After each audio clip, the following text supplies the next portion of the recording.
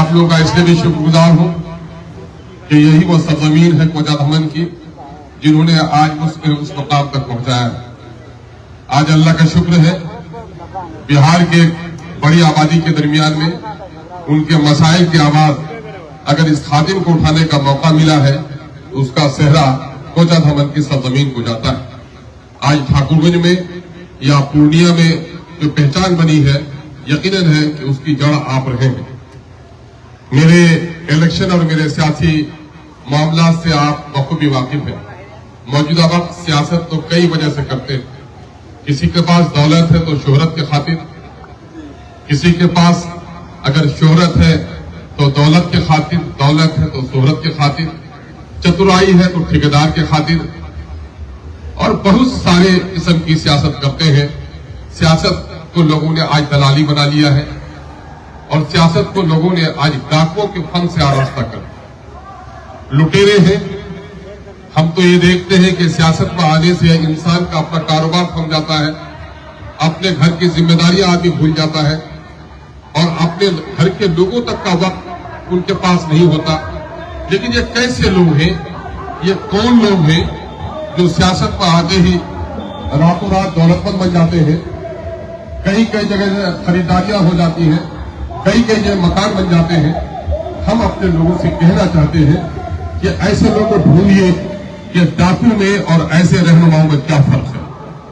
और यही लड़ाई हमने पूरे बिहार में की है और बहुत सारे बुजुर्ग लीडरों को यह कहना पड़ा है कि अख्तर ईमान तुमने आकर सियासत के मंच के गुफ्तगू के अंदाज को तब्दील कर दिया है। मैं सियासत को खिदमत समझता हूं, मैं सियासत को अमानत समझता हूं और सियासत को मैं दुनिया की भी और आखिरत की भी जवाबदेही का एहसास समझता हूं। उसी जज्बे के साथ सियासत करता हूं। अभी भाई जनाब नादिर साहब ने एक बात कही कि हमारा नेता सीधा है। यकीनन है कि सदाकत और सीधापन ये शरीफ इंसानों की अलामत है, लेकिन आपको नहीं भूलना चाहिए कि अल्लामा इकबाल ने हमें तालीम दी है, बज़्म यारा हो तो रेशम की तरह नर्म, रज़्म हक़ व बातिल हो तो फौलाद है मुबीन। आप क्या समझते हो, अगर दारोगा बनकर कोई आ जाए तो अपने माँ बाप के लिए भी दारोगा होगा क्या, अपने खानदान के लिए भी दारोगा क्या होगा? वो डाकुओं के कमर में रस्सी लगाने वाला होगा, शरीफों के दरमियान में नर्म होगा।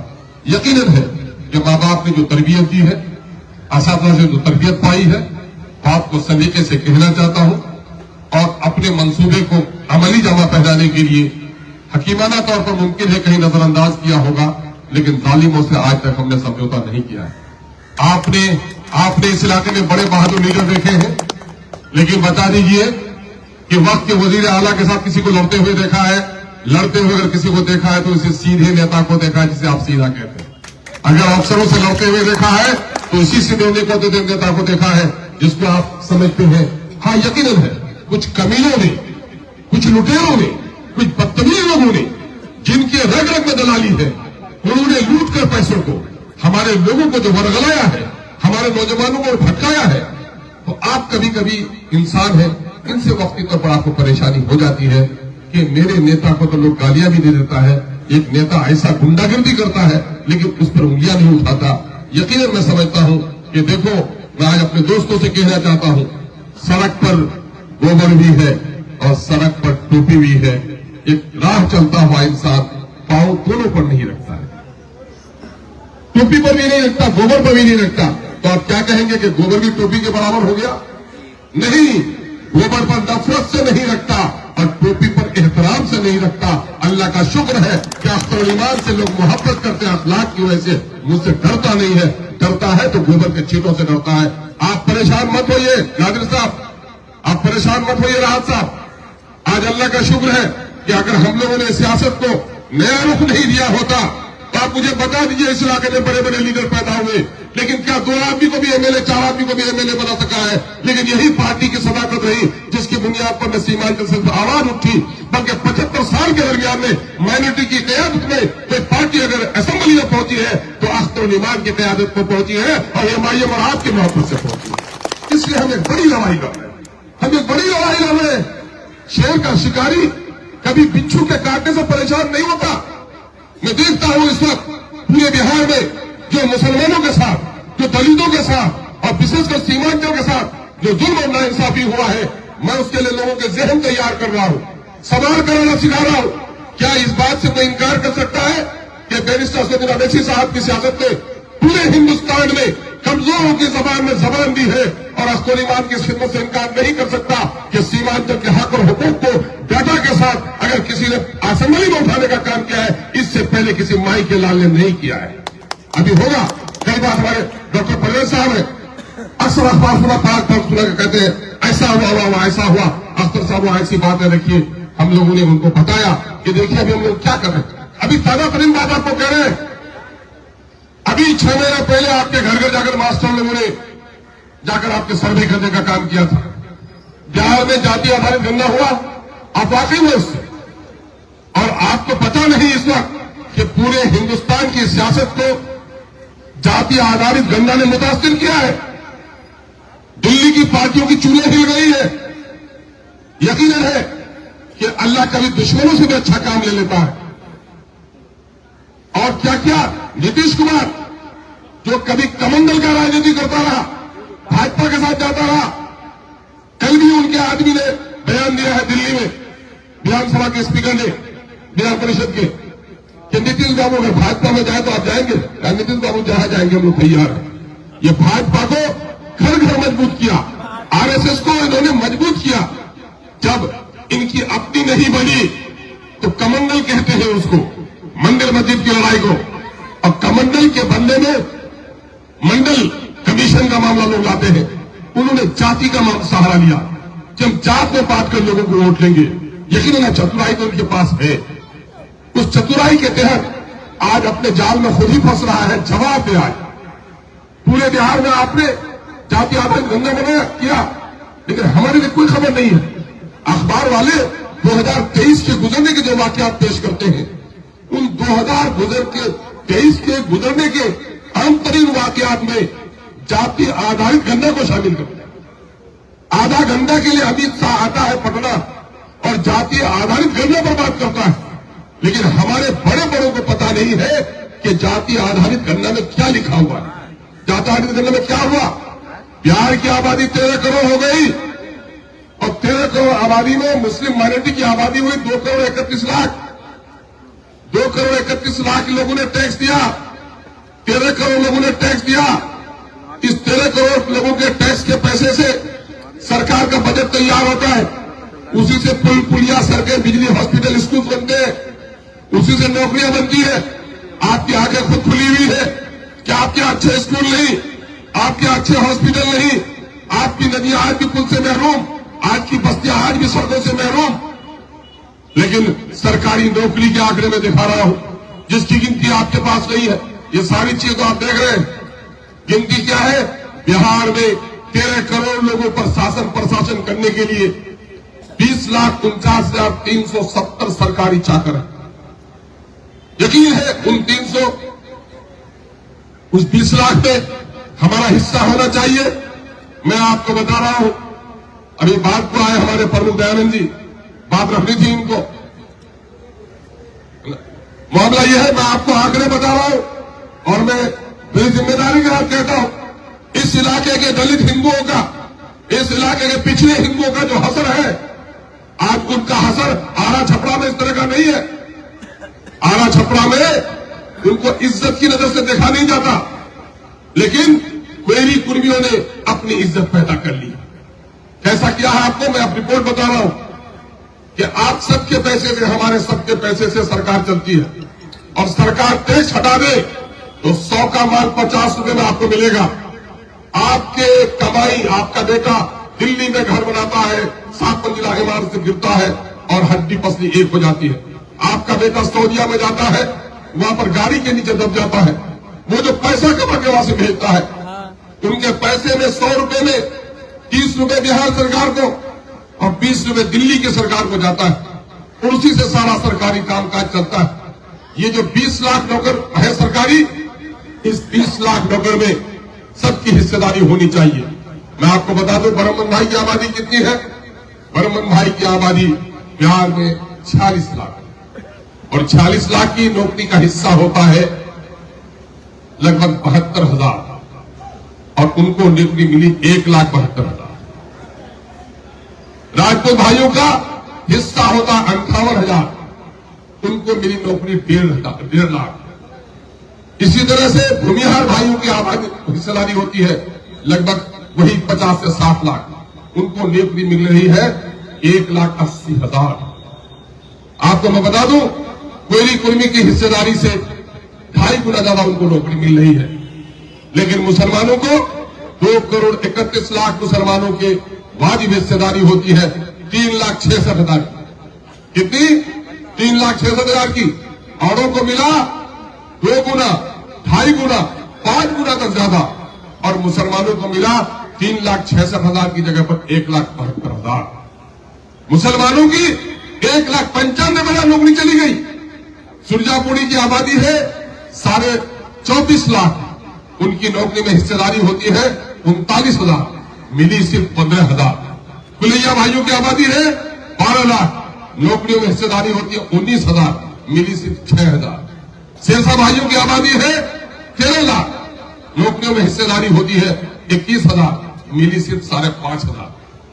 ये बातें तो आई, रिपोर्ट सबने पढ़ी, लेकिन किसी माई के लाल में हिम्मत नहीं हुई कि बिहार में कॉन्फ्रेंस करके, प्रेस कॉन्फ्रेंस करके कौम को यह बताए कि मेरी हक मारी हुई है। अगर ये हिम्मत भी किसी की हुई तो आपके बेटे अख्तर ईमान की हुई कि पट्टे में उसने सिर्फ सीख कर बताया कि हमारे साथ जुल्म हुआ है, हमारे साथ नाइंसाफी हुई है। ये आपने हमको ताकत दी है। अल्लाह का शुक्र है, जालिमों को देखकर, इन जालिम हुक्मरानों को देखकर असेंबली में लोगों के मुंह बंद हो जाते हैं। लेकिन आपका बेटा, जिसे आप बहुत शरीफ कहते हैं, तो इतना शरीफ है कि अपनी शरारत की वजह से असेंबली से निकाला जाता है। मेरे भाई, किसके लिए? अरे वह की तंगीजों से नहीं कहे, मैंने कितनी कुर्बानियां दी है। इन दलालों के बच्चों से पूछो कि आज थोड़े दिन के लिए हटे हो अभी तो तड़प रहे हो बिन पानी की मछली की तरह। अख्तर ईमान के सामने में 2009 में भी नीतीश कुमार ने मुझे टिकट देने के लिए भेजा। मैंने कहा कि कुछ दिमाग उमाग है आपने? का जाहिद शमसी साहब इंतकाल कर गए बेचारे, उन्हीं के यहां मुझे बुलाया गया। जाहिद साहब ने मुझे बुलाया कि अख्तर साहब, चीफ मिनिस्टर के यहाँ से कुछ लोग आए हैं, आपसे मिलना चाहते हैं, सियासी मामला है, इसलिए आपका जाना ठीक नहीं होगा, मेरे यहाँ ये चाय पीजिए। गया तो यही कहा गया कि 2009 में मेरे तरफ से टिकट दीजिए, पार्टी पूरा फाइनेंस करेगी, आप इलेक्शन लड़िए। मैंने कहा कि भैया आप लोग को कुछ होश वगैरह है? असेंबली में बीजेपी के खिलाफ सबसे कौन बोलता है? बोला आप बोलते हैं। तो मैंने कहा बीजेपी के साथ बैठे हुए हो, मैं इतना बेजमीन हूं कि मैं बोलूं कुछ और करूं कुछ, मैं आपके साथ इलेक्शन लड़ने जाऊंगा? मैं इलेक्शन नहीं लड़ सकता ऐसी पार्टियों में। और दूसरा जुमला मैंने कहा कि तस्लीमुद्दीन साहब मेरे सियासी उस्ताद है, उनके खिलाफ मैं इलेक्शन नहीं लड़ सकता। मुंह बनाकर चले गए। 2014 में जब हम लोगों ने कोशिश की, अब्दुल बारी सिद्दीकी साहब थे, सम्राट चौधरी साहब थे, सब लोगों ने मिलकर कोशिश की और अब्दुल बारी सिद्दीकी साहब की मीटिंग हुई कि साहब अभी राजद में 21 है, लालू जी को राजद की सरकार आने में 121 चाहिए, अभी वो दिन ऐसा लगता नहीं है, मजबूरी में काम करती है पार्टियां, चलिए हम लोग जदयू से हम लोग अपना कुछ काम करवाते हैं। मैंने और सारे लोगों ने मशवरा किया, जदयू को गया भाजपा से अलग करने में हम लोगों ने मौलदा किया, और उसके बाद जदयू ने मुझे टिकट दिया। और क्या कहा, जब मैंने रिजाइन किया तो मैंने कहा मुझे रिजाइन करके इलेक्शन लड़ना पड़ रहा है। यही यकीन दिलाया गया कि अख्तर साहब रिपोर्ट आ रही है कि पार्लियामेंट में आप जीत जाएंगे, और पार्लियामेंट में नहीं भी जीते तो 4 आदमी आप लोग रह गए हैं, सम्राट चौधरी, जावेद अग्रवाल अंसारी, राम लखन रमन और अख्तर ईमान। अगर आप नहीं भी जीतेंगे तो चारों से वादा किया जाता है कि हम एमएलसी बनाकर चारों को मिनिस्टर बना देंगे। जो लोग जानते हैं, जो लोग बिहार की सियासत पर खबर है, आंखें उठाकर देखिए, इन तीनों को वजीर बनाया गया। राम लखन रमन भी, जावेद अग्रवाल अंसारी भी, सम्राट चौधरी भी। अगर अख्तर ईमान उन लालची कुत्तों की तरह होता जो गलियों में फिर रहा है तो अख्तर ईमान वजीर बनकर बैठ जाता, आपकी फिक्र नहीं करता। मैंने वजारत की कुर्सी भी, मैं हार भी जाता, उसके बावजूद भी वजीर बनता, लेकिन परवाह नहीं की। मैंने जिस वक्त जदयू को छोड़ा, मैं समझ रहा था कि जदयू का रिश्ता गांव के उस बदअखलाक इंसान की तरह है जो तलाकशुदा बीवी से भी रिश्ता कायम रखना चाहता है। और इनका हाल यही था, एक बार मुझको खड़ा कर लिया इसने और बीजेपी को जिताने की कोशिश कर रहा था, मैंने देख लिया, लोगों ने कहा अख्तर ईमान ने बड़ा घाटे का सौदा किया, सियासत जोश से नहीं होता है। मैंने कहा मैं वो सियासत नहीं करता हूं जो मुझे बेवसूल बना दे। और आपको पता होगा कि गठबंधन के नाम पर 2015 में नीतीश कुमार ने वोट लिया, 18 महीने के बाद जाके बीजेपी की गोद में बैठा या नहीं? जो कुछ 18 महीना बाद को हुआ, अख्तर ईमान ने 18 महीना पहले महसूस कर लिया था कि बीजेपी में जा सकता है और इसका कोई ठिकाना नहीं किसको कि बीजेपी में चला जाए। और मैंने उसका दामन छोड़ दिया। मेरे सामने में ऐसा मुसाफिर था जो कोई मंजिल नहीं थी, लेकिन मुझे कोई उसकी परवाह भी नहीं थी, क्योंकि जो वक्त हमने गुजारा था, अल्लाह का शुक्र है कि वह वक्त हमने कौम की खिदमत में गुजारा। आज कोचा धमन की सड़कें, गलियां, यहाँ पुल पुलिये पुकार पुकार कर कह रहे हैं कि दोस्तों के जमाने में क्या काम हुआ है और अख्तर ईमान के जमाने में क्या काम हुआ है। यही हमारे दादी के लोग थे। तस्लीमुद्दीन साहब को रोका था, बोला यह पुल बनाना होगा। तस्लीमुद्दीन साहब ने हाँ हुक्म कह दिया और बोला देखो चेना में पुल है, यहाँ कैसे पुल बनेगा। और उस वक्त सुंदरबाड़ी से सड़क हमने सेंक्शन करवाया और जब पुल बनाने का नौबत आई तो हमने कहा नहीं ताती में अभी पुल हम अपना सेंक्शन करवा देते हैं, वो तो सड़क बन रही है, उसका पुल देर से देर बनना ही पड़ेगा। 2 साल बाद ताती का वो खाद पुल बना, लेकिन अख्तर ईमान ने यहाँ पुल बनवा कर दिखवा दिया। आपको बताएंगे ये लोग कहते हैं क्या करते हैं? अरे मैं तो कहता हूं इन गुंगों को आवाज अख्तर ईमान ने सिखाई। अगर मैं चाहता तो उसको मुजाहिद का टिकट करवा देता, लेकिन हम लोग बेवसूलों के बच्चे नहीं है। हम लोग जिनको वादा करते हैं उनसे वफा करते हैं।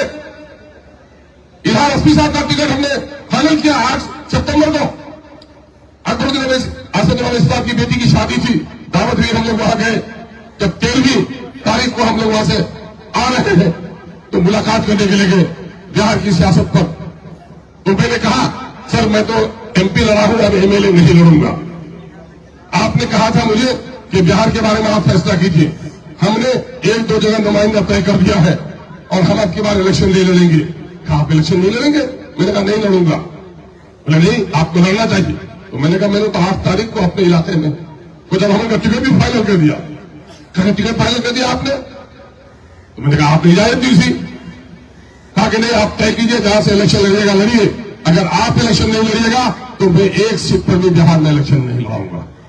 मैं पट्टा लौटा और कहा भाइयों से कि जरा पता लगाओ, जिम्मेदार साथियों से। इन लोगों ने पता लगा 17वीं तारीख को मेरे यहां अमर बैसा के इतने लोग आ गए कि उन बेचारों ने जितना हमें यकीन दिलाया उससे ज्यादा हमें वोट इज्जत देने का काम किया। ये भी उसमें बड़ा रोल आपका रहा है। लेकिन मैंने इजहार को बुला कर ये भी नहीं कहा इजहार भाई को कि इजहार भाई हम आपका टिकट नहीं अवैसी साहब को लड़ने के लिए कहते हैं। मैं उस जबान वाले इंसान का बच्चा हूं कि अपनी जगह छोड़ सकता हूं। दूसरी बार नौबत भी आई तो मैंने कुछ हमन की तरफ मुड़ करके नहीं देखा, क्योंकि मैंने एक शख्स को जबान दे दिया था। और ये लोग जो लोग कहते हैं बीजेपी का हाथ मजबूत करो, जो लोग कल तक कह रहे थे कि अलीगढ़ की जमीन दे दी है, तहरीक चलाने की क्या जरूरत? अलीगढ़ की जमीन के जले वो लड़े थे तो अलीगढ़ की तहरीक के ऊपर मुकदमा हुआ और आज जाकर लोग सुप्रीम कोर्ट में क्या कहते हैं, हम भी फाइल किए हैं अलीगढ़ के लिए। यकीन जानो अख्तर ईमान ने जो लकीर खींची है उस पर तुम्हारी नस्लों को चलना मजबूरी है, अगर तुम समाज में इज्जत पैदा करना चाहते हो। यही वजह है कि अलीगढ़ का नाम उजमा लेना पड़ रहा है। आपको इन तमाम तथ्यों को संजीदगी से गौर करना पड़ेगा। फिर अभी ये जब 5 हम लोग जीत के गए, लालू जी ने बार बार फोन किया, शहनवाज को बार बार फोन करते रहे, एमएलए जोगी को। शहनवाज साहब हमको कहते रहे, अवैसी साहब से बात करने के तैयार हुए, अवैसी साहब ने बात नहीं किया।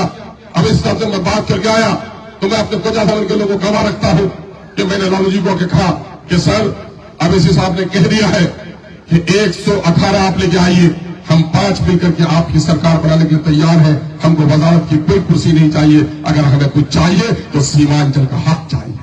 हम दूसरे लोग वजीर के लड़ते हैं और आपका बेटा सीमांचल के तकदीर और तस्वीर के बदलने की लड़ाई लड़ता है। चलिए उनकी हुकूमत नहीं बन पाई, हाउस में उनका साथ दिया। फिर क्या हुआ?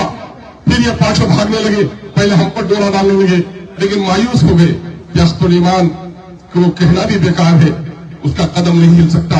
इन तीनों को तोड़ा गया, फिर 4 को तोड़ा गया और उसके बाद मुख्यमंत्री ने खुद कहा, फोन पे कहा, घर पे गया काम से पैरवी के लिए,